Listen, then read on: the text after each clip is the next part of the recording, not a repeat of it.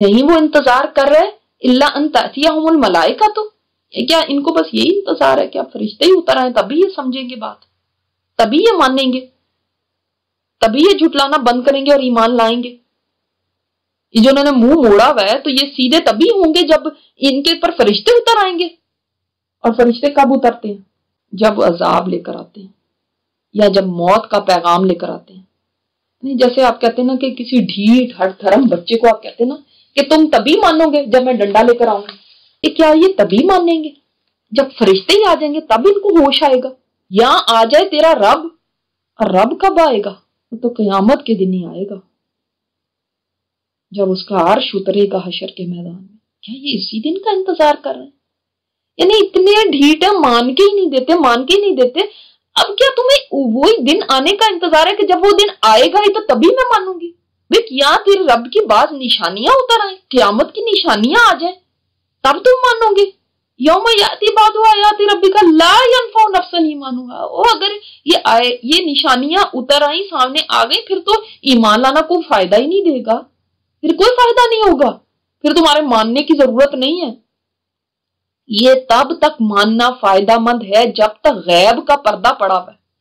جس دن غیب کا پردہ اٹھ گیا نا، چاہے موت کے وقت اٹھ گیا یا قیامت آنے پہ اٹھ گیا، تو آدمی ابو جہل جیسا بھی جو ہوگا نا وہ بھی سجدے میں گر پڑے، وہ بھی ایمان والا بن جائے گا، وہ بھی اس دن کہے گا میں مان گیا۔ لیکن اللہ تعالیٰ کو وہ ماننا نہیں چاہیے۔ وہ تو فرعون بھی مان گیا تھا، جب وہ ڈوبنے لگا تھا تو اس وقت وہ بھی کہہ رہا تھا کہ اب میں موسیٰ کے رب پہ ایمان لے آیا۔ اس نے دیکھ جو لیے فرشتے، اس نے تو دیکھ جو لی اپنی موت سامنے، اس وقت کیا ایمان لانے کا فائدہ؟ وہ ایمان کی کوئی ویلیو نہیں ہے، زیرو ہے وہ۔ اللہ تعالیٰ چاہتا ہے آپ وہ ایمان لے کر آئیں جو بن دیکھے ایمان ہے ہی یہ کہ وہ چیز جو آپ اس دن مانیں گے نا، جس دن آپ دیکھ لیں گے، تو اس دن مجبور ہو کے جو چیز مانیں گے وہ آج بن دیکھے مان لیں، اس لیے کہ اب تو تم پکڑے ہی گئے، اب باز آنے کا کیا فائدہ؟ بات تو یہ ہے کہ تم پہلے باز آتے نا۔ آج ہم دیکھیں کتنی ٹال مٹول کرتے ہیں، کل کریں گے، پرسوں کریں گے، ترسوں کریں گے، چرسوں کریں گے، ہم اب ٹھیک ہوں گے اس وقت جب ہماری شادی ہو جائے گی، اس وقت جب میرے بچے بڑے ہو جائیں گے، اب جب میرا کوئی جاب وغیرہ صحیح ہو جائے گی، جب میری فلاں چیز ہو جائے گی، ہم ایسے ہی کرتے رہتے ہیں، آگے سے آگے ٹالتے ہی جاتے ہیں۔ یہ نہیں سوچتے کہ اگر موت آ گئی نا تو ٹائم از اوور، اب کسی کو بھی ایمان لانے کا کوئی فائدہ نہیں، جو ایمان لایا تھا اس سے پہلے اس کے ایمان لانے کا بھی کوئی فائدہ نہیں۔ او کسبت فی ایمانہا خیرا، اور یا اس نے کمائی کی تھی اس نے کمایا تھا اپنے ایمان میں کسی نیکی کو، اگر اس نے اپنے ایمان میں کسی نیکی کو نہیں کمایا تھا نا، لا ینفع نفسا، اب اس کو نفع نہیں دے گی۔ اب کوئی نیکی کرنا، اب وہ کہے ایک دم قیامت آ گئی، اب کہے اب میں نیکی کوئی کر لیتا ہوں، اب کوئی نیکی کرنے کا فائدہ نہیں۔ اب فرشتے موت کے سامنے آ گئے، ہائے اب مجھے جلدی سے صدقہ کرنے دو، اب صدقہ کرنے کا کیا فائدہ؟ اب کوئی ٹائم از اوور نا، ہم اس دن کا انتظار کر رہے ہیں۔ اگر ہم نے آج نہیں خیر اپنے لیے کوئی کمائی، اپنے لیے کوئی نیکی کی، او کسبت فی ایمانہا خیرا کا مطلب یہ کہ ایمان لانے کے بعد، جیسے نا آمنوا وعملوا الصالحات ہے، ایمان لانے کے بعد نیک عمل کرنے ہیں، صالحات اپنی جمع کرنی ہے۔ وہ ایمان لا کے کوئی صالح عمل کیا ہی نہیں ساری زندگی، کوئی ٹائم ہی نہیں تھا اس کے پاس، اب کوئی فائدہ نہیں ہے۔ اب موت سر پہ کھڑی ہے، وہ کہتا جی میں نے کوئی نیکیاں کرنی دے گا، تو وہ کون سی نشانی جو سامنے آ جائے گی؟ بعض نشانیاں جس کا کہا جا رہا ہے، نشانیاں ایسی ہیں اللہ تعالیٰ کی کہ جب وہ سامنے آئیں گی نا، توبہ کا دروازہ بند ہو جائے گا، چاہے آپ زندہ بھی ہیں لیکن ڈور از کلوزڈ۔ جو اس سے پہلے ایمان نہیں لایا، اب ایمان لائے گا تو قبول نہیں ہوگا۔ جو ایمان لا چکا ہے لیکن نیک عمل نہیں کیے یا توبہ نہیں کی اپنے گناہوں پہ، تو اب توبہ کرنے کا بھی کوئی فائدہ نہیں۔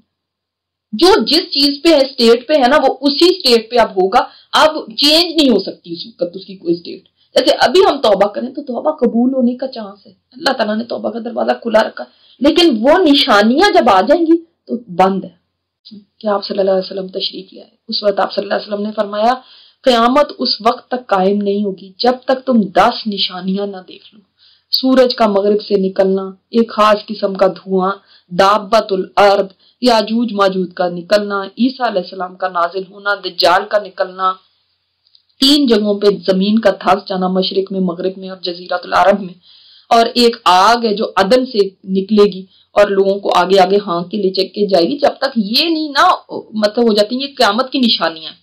تو ان ساری باتوں میں سب سے پہلے مغرب کی طرف سے سورج نکلنے کی بات ہے اور دابد الارض کا نکلنا ہے۔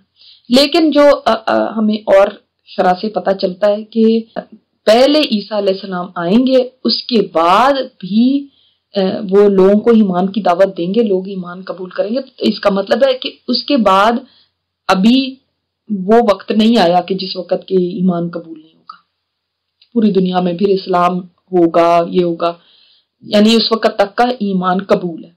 لیکن جب مغرب کی طرف سے سورج نکلے گا، یہ تو عیسیٰ علیہ السلام کے آنے کے کافی زمانے بعد ہوگا، اس وقت پھر توبہ کا دروازہ بند ہو جائے گا۔ اللہ تعالیٰ نے مغرب کی طرف ایک بہت بڑا دروازہ کھولا ہے، اس کا عرض، اس کی جو وڈتھ ہے نا، وہ 70 ایئرز کی ہے، 70 سال کی ہے۔ یہ توبہ کا دروازہ ہے، یہ بند نہیں ہوگا جب تک کہ سورج مغرب سے نہ نکلے۔ اور ظاہر ہے حدیث میں تو یہاں تک مگر ظاہر ہے جس وقت انسان کی موت کا وقت آ گیا اس وقت بھی بند ہو جائے گا۔ سورج جو مغرب سے نکلے گا نا، وہ بھی ایسے نہیں ہوگا، لوگ ایسا حال ہوگا۔ آپ صلی اللہ علیہ وسلم سے جب پوچھا گیا کہ سورج سے مغرب سے نکلنے کا کیا نشانی ہے، تو آپ نے فرمایا وہ رات بڑی لمبی ہوگی، 2 راتوں کے برابر ہوگی، لوگ اپنے کام معمول کے مطابق کر رہے ہوں گے، تہجد گزاری میں کوئی تہجد میں کھڑا ہوگا، ستارے اپنی اپنی جگہ ٹھہرے ہوں گے۔ اس کا مطلب ہے تہجد گزار اس وقت بھی ہوں گے، ابھی لوگ ہوں گے جو تہجد بھی پڑھتے ہوں گے، نیک لوگ بھی ہوں گے۔ تو ستارے اپنی جگہ ٹھہرے ہوں گے، پھر لوگ سو جائیں گے، پھر اٹھیں گے، پھر کام میں لگ جائیں گے، پھر سوئیں گے، پھر اٹھیں گے، لیکن دیکھیں گے نہ ستارے اپنی جگہ سے ہٹے ہیں، نہ سورج نکلا ہے، کروٹیں دکھنے لگیں گی لیکن صبح ہی نہیں ہوگی۔ اب تو گھبرا جائیں گے اور دہشت زدہ ہو جائیں گے، انتظار میں ہوں گے کب سورج نکلے گا، مشرق کی طرف نظریں جمائے ہوں گے کہ اچانک مغرب کی طرف سے سورج نکل آئے گا۔ اس وقت سارے لوگ مسلمان ہو جائیں گے، لیکن اب نہیں، ایمان لانا اب نہیں فائدہ مند۔ تم نشانیوں کا انتظار کر رہے ہو نا، نشانیاں آئیں گی، ہم دیکھیں گے تو پھر ہی ہم سیدھے ہوں گے، ہم ٹھیک ہوں گے۔ تو ٹھیک ہے، تم ویٹ کرتے رہو، پھر ہم بھی ویٹ کر رہے ہیں۔ بے شک وہ لوگ جنہوں نے الگ الگ کر دیا اپنے دین کو، وَكَانُوا شِيَعًا لَسْتَ مِنْهُمْ فِي شَيْءٍ، اور وہ ہو گئے گروہ گروہ، فرقہ فرقہ۔ اے نبی، آپ کا ان سے کوئی تعلق نہیں ہے، کسی چیز کا تعلق نہیں ہے، یعنی ان کے لیے سخت ناراضگی ہے اللہ تعالیٰ کی۔ یہ کون لوگ ہیں جو فرقے فرقے ہو گئے؟ اس میں ہر وہ آدمی شامل ہے جو اللہ رسول کے دین کی مخالفت کرتا ہے، اس دین میں، اسلام میں پھوٹ ڈالتا ہے، فرقے پیدا کرتا ہے، گمراہی ڈالنا چاہتا ہے، لانا چاہتا ہے، اپنی خواہشوں کو اس کے اندر شامل کر کے نیا سے نیا دین نکالنا چاہتا ہے، بدعتیں نکالتا ہے، وہ سب اس کے اندر شامل ہے۔ کہ ان کا آپ صلی اللہ علیہ وسلم کو فرمایا گیا کہ آپ کا ان کے ساتھ کوئی تعلق نہیں ہے، اس لیے کہ اللہ کا دین بس ایک ہے، وہی دین ہے۔ اس کے اندر فرقے فرقے کرنا، لیکن جو فرقے ہیں ان کی بھی اگر آپ بیس میں دیکھیں نا تو کیا چیز ہے؟ حب مال یا حب جاہ۔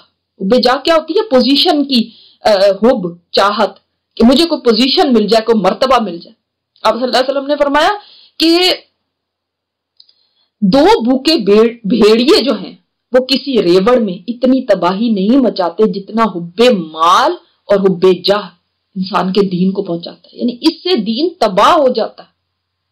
لیکن فرقے بنانے کے پیچھے کیا، یہ نہیں ہے کہ اسلام کا راستہ کوئی اتنا کنفیوژن والا ہے کہ کسی کو پتہ نہیں چل رہا، اور وہ نہیں، یہ جب انسان چاہتا ہے نا کہ بس میری واہ واہ ہو، میں اوپر ہوں، ہمارا، تب وہ اپنی اپنی جماعتیں بنا لیتے ہیں، اپنے اپنے گروہ بنا لیتے ہیں، فرقے بنا لیتے ہیں۔ میری امت کے لوگ انہی بدعمالیوں میں مبتلا ہوں گے جن میں وہ ہوئے تھے۔ بنی اسرائیل 72 فرقوں میں بٹ گئے تھے، میری امت 73 فرقوں میں ہو جائے گی۔ وہ 72 فرقے تھے ان کے 73 ہو جائیں گے، جن میں سے ایک فرقے کے علاوہ سب جہنم میں جائیں گے، یعنی صرف ایک فرقہ ہوگا جو سیدھے راستے پہ ہوگا، باقی سارے جہنم میں ہوں گے۔ صحابہ کہ وہ نجات پانے والا فرقہ کون سا ہوگا؟ آپ صلی اللہ علیہ وسلم نے کیا فرمایا؟ ما انا علیہ وَأَصْحَابِي، یہ وہ فرقہ ہے جو میرے طریقے پر اور میرے صحابہ کے طریقے پر چلے گا، وہ نجات پائے گا۔ یہ ترمذی میں، ابو داؤد میں یہ روایت ہے۔ اگر آج کسی کو کہا جاتا نا آپ صلی اللہ علیہ وسلم کی حدیث تو یہ ہے، آپ کی سنت تو یہ ہے، آپ نے یہ کام کبھی نہیں کیا، آپ کے صحابہ نے یہ کام کبھی نہیں کیا، کہتے ہیں وہ تو نہیں کیا ہوگا، ہمارے تو امام نے یہی بتایا، ہمارے تو یہ یہی کہہ رہے ہیں۔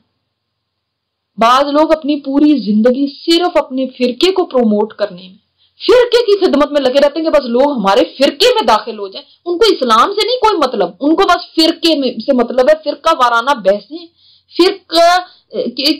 فرقہ وارانہ بالکل ایسی تقریریں کرتے ہیں کہ لوگ اتنے مشتعل ہو جاتے ہیں، اتنے غصے میں آ جاتے ہیں لوگ کہ پھر ایک دوسرے کی گردنیں مارنے لگتے ہیں۔ یاد رکھیں، جب قرآن کے ساتھ جڑیں گے اور صحیح حدیث کے ساتھ جڑیں گے، کبھی فرقے نہیں ہو سکتے۔ تبھی انسان فرقوں میں بڑھتا ہے جبکہ وہ ان بیسز کو، یہ روٹس ہیں، ان کو چھوڑ دے۔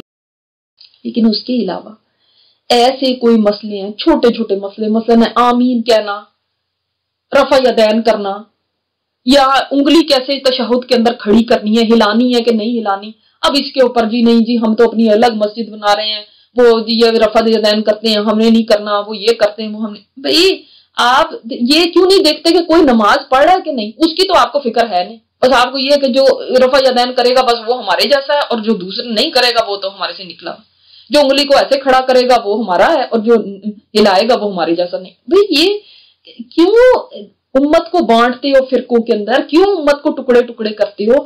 ہم جن چیزوں کی ہمیں فکر کرنی چاہیے نا، وہ یہ 10 چیزیں ہیں۔ آپ مجھے بتائیں کہ ہمارے معاشرے کے اندر کتنی فکر ہے اس بات کی کہ لوگ شرک نہ کریں؟ وہ نہیں، اس کی نہیں فکر، وہ شرک کر رہے ہیں، اس کے اوپر سب کے لیے بہتر۔ اے نبی ان کا معاملہ نا آپ اللہ پہ چھوڑ دیں، ثم ينبئهم بما كانوا يفعلون، پھر وہ خود ہی ان کو بتا دے گا جو یہ کرتے رہے۔ یہاں پہ کیا ہے، یہ بات کو نوٹ کریں، یہاں پہ انما امرهم الى اللہ، یہ تو نہیں لکھا ہوا کہ انما امرهم الیکم، ان کا معاملہ تمہارے اوپر ہے، تم خود کھڑے ہو جانا اور ان کو گولیوں سے بس سب کو ختم کر دینا، ان کا کام تمام کر دینا، ان کو زندہ رہنے کا ہی نہیں ہے کوئی حق، ان کی بس جا رہی ہو تو سب کو ختم کر دینا، ایسا کہا گیا یہاں پہ؟ کیونکہ یہ تو دوسرے کوئی اور فرقے والے ہیں، ان کو زندہ رہنے کا کہاں حق ہے؟ زندہ رہنے کا حق تو ہمارا ہی ہے، یہ کہا گیا یہاں پہ۔ جو لے کر آیا کوئی نیکی الحسنہ، تو اس کے لیے 10 ہیں اس کی مثال، یعنی ایک نیکی کا اجر ایک نیکی نہیں لکھا جائے گا، ایک نیکی کا اجر جب کوئی انسان کرتا ہے تو 10 لکھا جائے گا، 10 کے برابر اس کو ثواب ملے گا۔ جیسے وہ 10 نیکیاں کرتا تو اس کو ملنا تھا، اس طرح ایک نیکی پہ اس کو ملے گا، اور یہ تو منیمم ہے، منیمم لیسٹ ہے، 10 تو مسٹ ہی مسٹ ہے، اس سے زیادہ بھی اللہ تعالیٰ دے سکتا ہے، میکسیمم کا تو آپ شمار ہی نہیں کر سکتے، 70 بھی آیا ہے اور 700 بھی آیا ہے اور بے حساب بھی آیا کہ اللہ تعالیٰ بے حساب عطا کرے گا، ڈیپینڈنگ آن کہ آپ کی نیت کیسی تھی، ڈیپینڈنگ آن کہ آپ نے کتنے شوق کے ساتھ کتنی محبت کے ساتھ یہ کیا ہے، یہ بھی ڈیپینڈ کرتا ہے کہ آپ نے کن حالات میں کیا ہے۔ تو 10 تو آپ کی مارکس پکے ہیں، اس سے زیادہ اللہ جس کو چاہے عطا کرے، یہ ہے اس کی رحمت۔ اور یہاں پہ دیکھیں، اب یہ بات بہت اہم سمجھنے کی ہے کہ یہاں پہ یہ آیا من جاء بالحسنہ، یہ نہیں آیا من عامل بالحسنہ، جس نے عمل کیا حسنہ پہ، جس نے نیکی کا عمل کیا اس کے لیے جا آیا۔ کیوں؟ یہ جو نیکی کا کام ہے نا، اس کو لے کے اللہ کے پاس بھی لے کے پہنچنا، یہ نہ ہو کہ یہاں پہ نیکی کی، نیکی کرنا تو ایک آسان کام ہے، دیکھیں نیکی کی، یہ نہ ہو کہ اس کو یہیں پہ ریاکاری کر کے، دکھاوا کر کے، کسی کو احسان جتا کے، کسی کو جتا کے تکلیف دے کے اپنی نیکی کو یہیں پہ ختم کر دو۔ یہ نیکی جب آپ نے کر لی ہے تو اس کو سیو بھی کر کے رکھنا، تاکہ لے کے آئے کوئی نیکی، یعنی اس دن قیامت کے دن لے کے بھی آیا ہے، اس کے پاس تھی تو لے کر پہنچے گا نا۔ اگر وہ پہلے ہی دنیا میں مٹ چکی ہے، اللہ معاف کرے، ہم بعض نیکیاں ہم کرتے ہیں تو وہ دنیا میں مٹ جاتی ہیں، ہمیں پتہ ہی نہیں، ہم سوچ رہے ہیں ہم بڑی اچھے کام کر رہے ہیں، وہ کیا پتا ہم اپنا نامہ ہمارے یہاں پہ دیکھ نہیں نہ سکتے، وہ تو ڈیلیٹ ہو گئی، وہ تو اس وقت ہی ڈیلیٹ ہو گئی تھی جب آپ نے فلاں جگہ پہ بیٹھ کے یہ بات کی تھی اور بڑی جتایا تھا اپنی نیکی کو، جب شو آف کر رہے تھے، جب آپ کسی کے اوپر احسان جتا رہے تھے، یاد نہیں ہے میں نے تمہارے ساتھ یہ کیا تھا، وہ تو چلی گئی نیکی، دھل گئی بھی ہے، اور آپ نیکی سمجھے بیٹھے ابھی تک۔ لے کے آیا ایک برائی، فلا یجزا الا مثلها، تو نہیں اس کو بدلہ دیا جائے مگر اتنا ہی، صرف اس کو عشر امثالها نہیں کہا گیا کہ اس کو 10 گنا ہوگا۔ اگر یہ ہوتا تو آج ہم کس طرح بچ سکتے تھے برے اعمال سے؟ پھر اگر وہ اس نے سیئہ کر بھی لی ہے، اگر توبہ کر لی تو یہ سیئہ بھی مٹ جائے گی، پھر اس کا بھی نہیں بدلہ ہوگا۔ کئی گناہ ہوں، انسان موت سے پہلے توبہ کر لے اور اس کو کوئی برائی نہ لکھی جائے۔ اسی طرح ایک جگہ حدیث میں آتا ہے کہ جو شخص ہمارے پاس لے کر آئے گا نیک عمل تو 10 گنا اس کا ثواب دیا جائے، اور جو ہمارے پاس لائے گا برا عمل تو ایک ہی عمل کی سزا پائے گا۔ ایک اس عمل کی، اس کو بڑھایا نہیں جائے گا، اس کو ملٹی پلائی نہیں کیا جائے گا اس طرح سے جیسے اس کو ملٹی پلائی کیا جا رہا ہے، اس کی بس ایک ہی اللہ تعالیٰ وہ دے گا۔ اب مجھے بتائیں کہ اس کے علاوہ اگر کوئی برائی کا ارادہ کرتا ہے لیکن بھول گیا، وہ یاد ہی نہیں رہا وہ کرنے کا، تو نہ ثواب ہے نہ عذاب ہے، کیونکہ اس نے اللہ کی ڈر سے تو نہیں نیکی کو چھوڑا اور گناہ سے بچا کے، بلکہ بھول ہی گیا تھا۔ لیکن اگر کسی نے پوری کوشش کی، کرنا چاہا، لیکن مثلا اوپر پولیس آ گئی یا ایسا وہ کرنے لگا تھا لیکن بس کسی طرح نہیں ہوا، اسباب ہی نہیں بنے، تھک کے بیٹھ گیا، تو اس کو ایک برائی کرنے کے برابر ہی گناہ ملتا ہے۔ وہ پورے طور پہ چلا گیا تھا نا کرنے کے لیے۔ جیسے اب دیکھیں وہ حدیث آتی نا، 2 مسلمان تلواریں لے کے ایک دوسرے سے جنگ کریں تو جو مارے گا وہ بھی جہنمی ہے اور جو مرا وہ بھی جہنمی ہے، اس لیے کہ یہ جو مرنے والا تھا یہ بھی اسی ارادے سے اس کے ساتھ لڑ رہا تھا کہ اب میں اس کو ماروں۔